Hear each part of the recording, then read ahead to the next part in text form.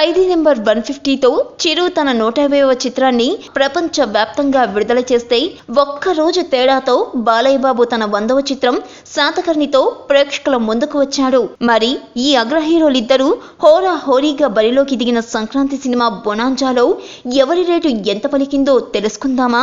సంక్రాంతి పండుగ వెళ్ళిపోయాక ఈ వీక్ కొంచెం కలెక్షన్స్ పరంగా చెప్పగానే గడిచిందని చెప్పాలి. అయినా కూడా ఇద్దరు హీరోలు ఏమాత్రం తగ్గకుండా దూసుకుపోతున్నారు.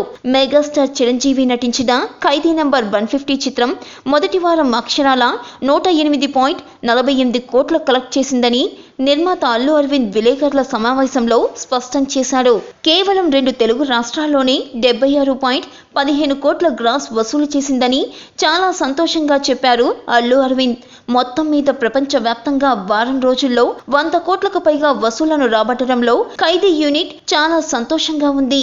Area wise first week collections ని ఒక్కసారి చూసినట్లయితే నిజాం 14.50 కోట్లు, Ceded 10.86, Nellore 2.42, Krishna 4.13, Guntur 5.51, Vizag 8.40, east Godavari 6.34, west Godavari 4.87.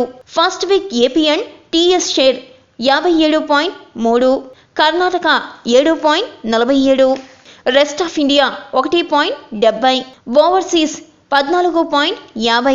First week WW share 80.70 కోట్లని కలెక్ట్ చేసింది. ఇక బాలయ్య శాతకర్ణి సినిమా 50 కోట్లకు పైగా కలెక్ట్ చేసి రికార్డు స్థాయిలో దూసుకుపోతుంది.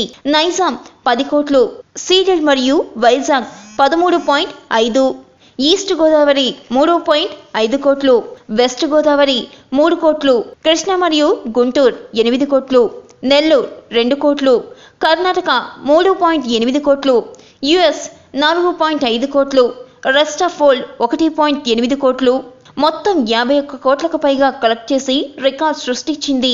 బాలయ్య బాబుని 100 కోట్ల క్లబ్లోకి శరవేగంగా తీసుకెళ్లబోతుంది ఈ సినిమా. ఇక అంచనాలకు మించి ఈ 2 సినిమాల కలెక్షన్స్ ఉండడంతో అటు నందమూరి అభిమానులు ఇటు మెగాస్టార్ అభిమానులు ఎంతో ఆనందంగా ఉన్నారు.